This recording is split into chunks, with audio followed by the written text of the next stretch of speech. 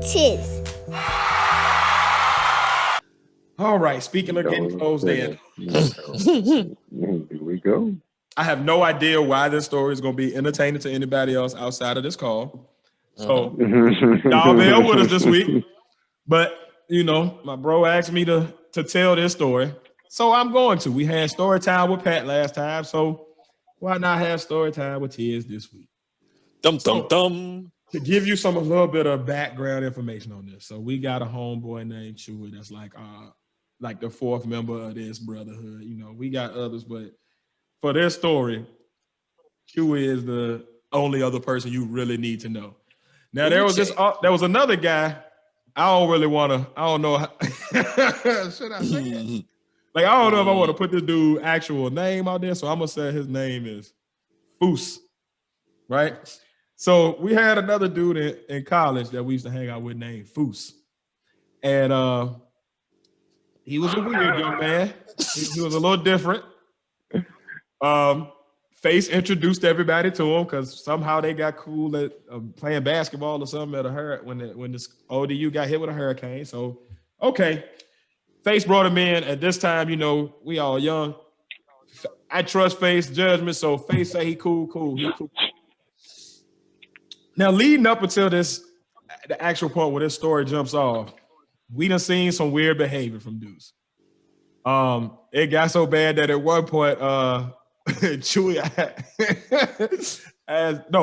it was me or Chewy. But one day we were sitting in the living room in our apartment, and we just came out with like, "Hey man, Feuce, you happen to be homosexual? Like, there's no problem with it, but let us know something." So it was just always something weird about him. And he wasn't homosexual. He was just very weird. Like, to this day, I have no idea what was really going on up there. But anyway, so we meet, me, Feuce, and Feuce were basically like the dudes that was always hanging out at this time. We were like the three amigos. Pat, I think he was still on his sabbatical, wherever he was at. So learning to be Batman. We had this homegirl that was like our sister or whatever, and she had this boyfriend. The boyfriend happened to be Chewy. Now, before we met Chewy, we didn't know nothing about him. He didn't know about us, so we used to just always be ice grilling him, and he'd be ice grilling us. And I think it was more of a just thing of who are these dudes is always hanging with my girl. So anyway, finally we meet Chewy. Chewy is like instantly like, "Yo, we fuck with you, homie." He like, "Yeah, I fuck with y'all." So we just clicking. And the first night, basically, that we decide, okay, we're going to go out and party together, hang out, you know what I'm saying? Whatever. At this time, I was very much so fresh off of being in a very, a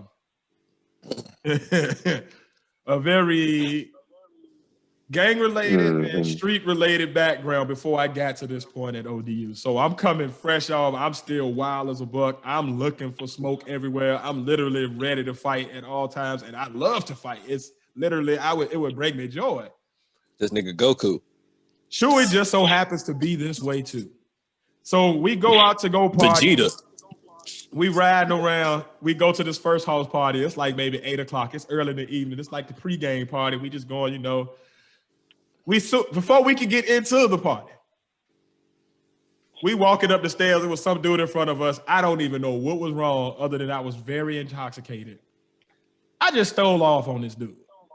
I'm not proud of this stuff. So when I'm telling this story, this is when I was in that mentality. The 30-some-year-old me looks back on a lot of this shit like, you was a dummy, you was a jackass.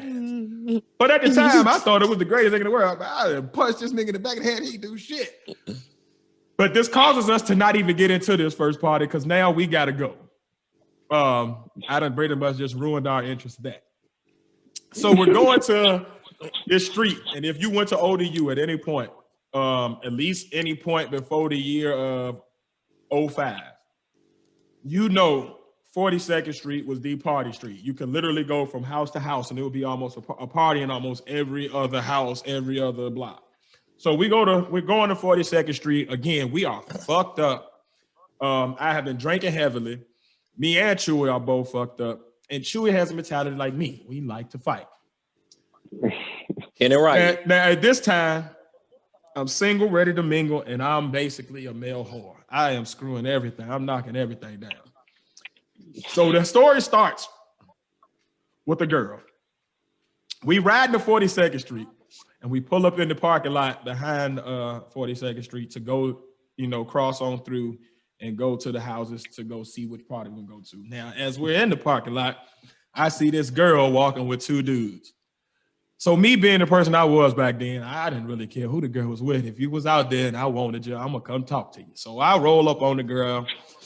And I'm pretty sure I was looking and acting cooler in my mind than I probably actually looked. At this point, I am 10 sheets to the wind. I am fucked up.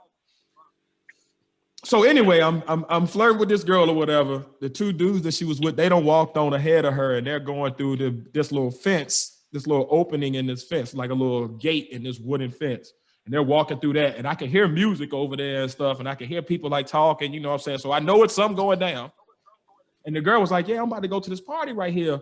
You know what I mean? Y'all should just come out through. So she going ahead. At this point, I walk back over to Chewy and Feuce. And I'm like, hey, man, and Feuce. And I'm like, hey, man, y'all, let's go to the party over here. Girl said they party right here. They got free drinks and stuff. So we go up to the gate. Now, mind you, this girl was black. We're four black men, and we walk up to this gate, and a Caucasian young man with a blazer and a little hoodie under it comes to the gate. And as he's coming as we're coming, like I'm in the front, it's like Chewy here, Feuce here, and then Feuce is like right behind. It's almost like we're in a diamond formation, and I'm coming through the front. Now the gate is like big enough for you to pretty much go through one at a time. You can't but we can't all fit through the gate at the same time. So I'm in the front. As soon as I take one step across the threshold of the gate, this little Caucasian man in a little blazer and hoodie comes up to me, and he got and it looked like him and all of his people with him, because it started with just him. I could see him walking up to me. He's like, hey man, what y'all doing? So I'm confused. I'm like, we coming into the party. And then behind him, I start to see other people pulling up behind, Caucasian men pulling up behind them. And they all got on this same blazer and hoodie. So they look like little clones, like Agent Smiths just popping up. So I'm like, what the hell are these dudes coming over here? And they got like the little aggressive walk. Oh, we gonna get to it. We gonna find out what they were at the end of the story. Trust me. Ooh, the plot. So these Agent Smiths, and as I'm looking, it started with one. Then it was like 3, 4 came behind. Then by the time he actually gets to me where I'm at this gate, it's like maybe 15 of these dudes just standing here now. And he like, what you doing coming to the party? I'm like, the girl said it's a party here. I can see the party. Well, what's up? Like, what's the problem? Yeah, you can't come in. We don't know you. Now, at this point, I'm looking like, she said she ain't know y'all. She was with some other, like, what is the big deal? Like, and this is 42nd Street, so people who know 42nd Street between the years of 01 to 05, it won't like if it was a party there, for the most part, you can go. It was just what it was. That was just open backyard house parties, open whatever. Mini Mardi Gras. Yeah, that's how it was every weekend. So at this point, I'm feeling the racist vibes. Disrespect. Because I look around and I notice there are no other black people here except for the black girl. And I don't even see her no more. It's just a bunch of Caucasian dudes walking up on me with looking like them 3 cats with the Dauber hats that was on Tom and Jerry. I'm like, oh, all right. So in my mind immediately goes to what this is. Me and Feuce grew up in an area near Colonial Heights, so we know what that looks like. We didn't have to fight at basketball courts and all this shit because of, like, we know what this is. All right. So y'all being racist right now. They called me on the right night. So I look back at Chewy. And I'm like, man, how y'all feel about this, yo? Chewy says the magic words. Said it, Said it. That's all I need to hear. Before I could turn my face back to the fence to even look at dude. At this point, I'm maybe a step out of the gateway. The little dude that initially approached, he's right at the gateway. And then his little crew is behind him. Before I could turn all the way back around, I look on my right shoulder. Chewy said it tears. I pulled my right fist from about at my knee. And I planted one on the first dude. He falls back into the crowd. But then this is when it get crazy. No, matter of fact, we weren't in the diamond formation. It was Feuce that was right here because Feuce was actually in the car sleep. He was actually in the car sleep. He didn't even, when I told him we was going to the party, he was like, yeah, all right, man. He bent too. So he's sitting there. He like, I'm going to take me a nap, I guess. So it's Feuce here. It's Chewy here. I done hit the first dude. He falls back. But this is when shit get real. Now it's really like the Matrix. 15 to turn into about 50. And they coming through this. They trying to come through this gate, but the way the gate set up, we got on bottleneck because only one can really get through at a time. So after I hit first dude, I'm loading up the left to come back across, and I just see a light-skinned arm come across my right shoulder. Bam! And Chewy hits the next dude. So now the melee is on. The brouhaha is up. It's us three. It's us three now. It's mind you. It's me, Chewy, and Feuce. So it's us three against the party. Against the whole party. All right. So at this point, we is just bam, bam. Me and Chewy just dropping people. I don't see Feuce no more because I'm focused on this gate. Because at this point, if I let too many of them get out this gate before we can drop them, now we surrounded. So we bow, like a conveyor belt of people to hit. Bam. As I'm hitting one, another one comes and rushes me in the belly. So I got him now in the Trey Songz Third Ward guillotine choke. So I got him here, and I'm swinging with the left hand, but I got him. So I got to back up with him just to keep my standing because we're fighting in like this grassy little muddy area or whatever. So I got him, and then I look back and I see one of the cars in the parking lot because the parking lot is literally like maybe 5 yards away from this grass. This gate. So I just take him, hit one dude, come over here, and I DDT him on the car and then drop back and DDT him on the ground. Now this is where I fucked up. I DDT dude on the ground. Chewy's still over here. He's fighting with like 2 or 3 dudes, his damn self. I don't know where Feuce is because everything that I'm seeing is in front of me and I'm coming to the right. So I don't know what happened to Feuce, but I assume he's over here fighting with 2, 3 because now they're piling out the damn gate. It's happening. It's like at least a good 10, 15 dudes surrounding us. And I got dude now to DDT them on the ground and I'm choking him out. So I get him to the point where he pretty much done. I go to get up before as I'm pushing up off the ground, some dude come with one of them Nazi boots that got the steel toe, kick me right, bam, right here. So if you see this little cut, that's what that come from, a Nazi boot. Like them shock trooper boots, like the neo Call of Duty. The Call of Duty game with the zombie mode and they zombie like Nazis and shit. I mean, right here, bam. Out. So I'm like, oh shit. Now I'm really pissed because before this time, me and Chewy ain't took a lick, or at least I don't know for sure, but we ain't took a lick. We dropped it.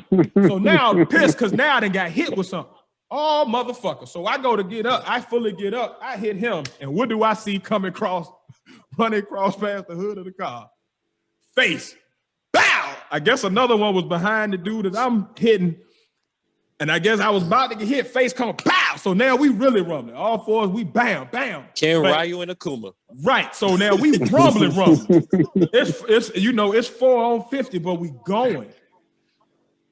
But we see the numbers are like it's still more of these little blazer and hoodie dudes piling out this. It's like I swear I've never seen nothing like it's like Agent Smith's. It was like the same white dude, but it was just they kept coming out. It was like they was making copies of these motherfuckers or something.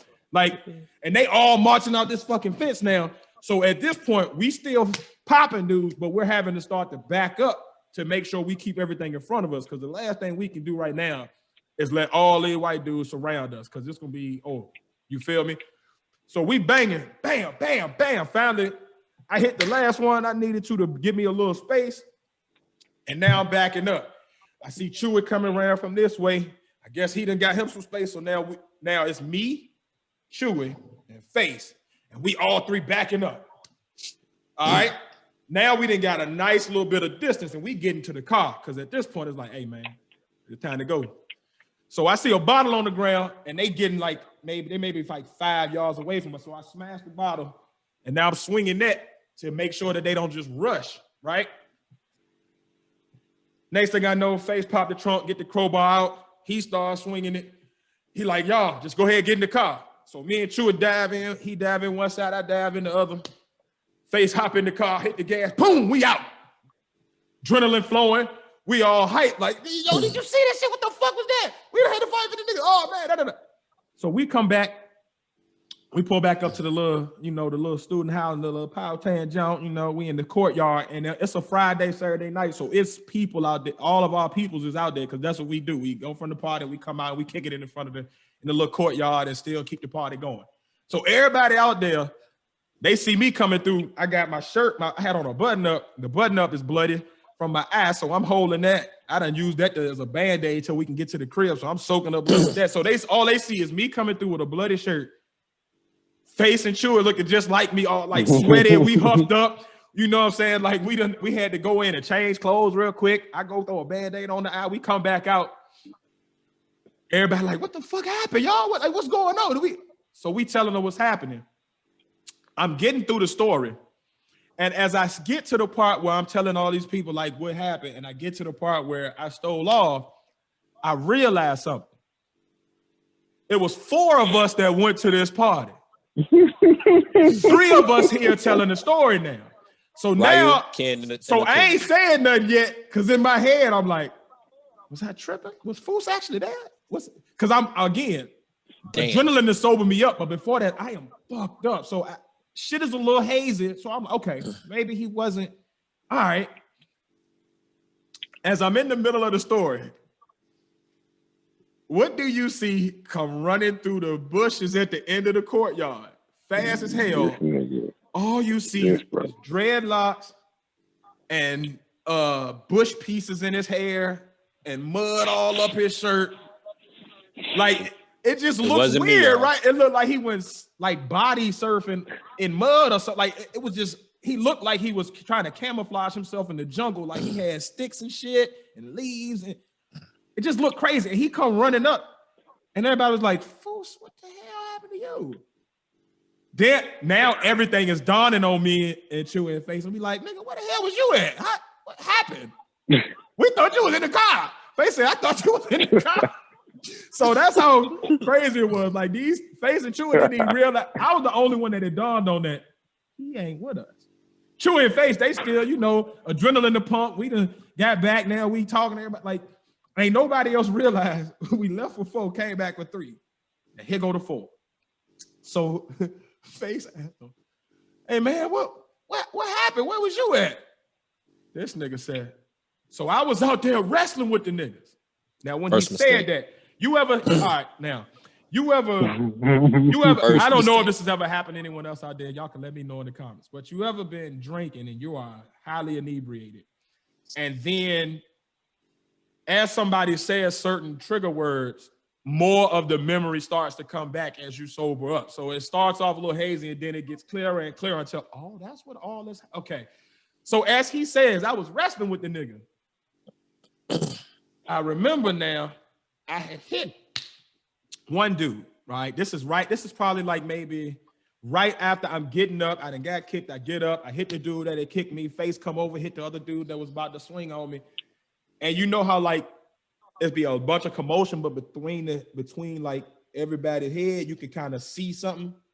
In the distance, I see Deuce over there with one of these dudes that we fighting with. But I see him, what looks like his body is just getting, I'm like this. But I'm like, but it's in the middle of the fight. I'm in survival mode, so I'm not like putting all the 2 and 2 together until this nigga says I was wrestling with dude. Then I look at him and I realize what has happened. Deuce never got to fight with the group, because whatever the first dude that came out of this gate was, then picked him up and to start German suplexing this nigga back and forth across the mud, which is why he didn't make it to the car, because he was still over there getting slammed on his neck while we run into the car. Bruh, you talking about the funniest shit ever, because now, mind you, I ain't dirty. I ain't put the boy out there in front of the whole crew. I ain't let everybody know what I'm seeing. But I did tell Chewy and Feuce, like later on that night when everybody started going back to the crib, hey man, that man won't wrestle with nobody. That's why he was getting slammed on his neck the whole time. I remember. And for years, the inside joke was every time we tell this story, we would always make sure we tell it with Feuce standing right there. And it would always, and we would always die laughing because he would always be like, "Yeah, man, we was out there getting." Yes. No, yes, we was out there getting them, sir. You were catching that Chris Benoit action several times. The moral of the story is, when you don't know about a guy, don't take him in the battle with you, because you gonna end up instead of 4 on 50, you're gonna end up 3 on 50. You're gonna lose him. So yeah, that is story time with Tears, and the time that Feuce got slammed on his neck and said he was wrestling with the nigga. Now, which makes the story even more funny is the next day after this, I find out who these white boys were. It was the ODU wrestling team and some of their wrestling buddies from another school. That's why you never wrestle with a white boy. But that also explains why this nigga was getting slammed like a rag doll. Mm-hmm. And why they didn't have a lot of pugilistic skills.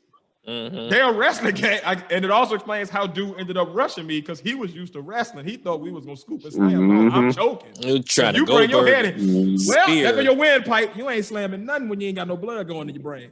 So trying to Roman Reigns spear you, man. Try to do the edge spear. Bruh, talking about the funniest.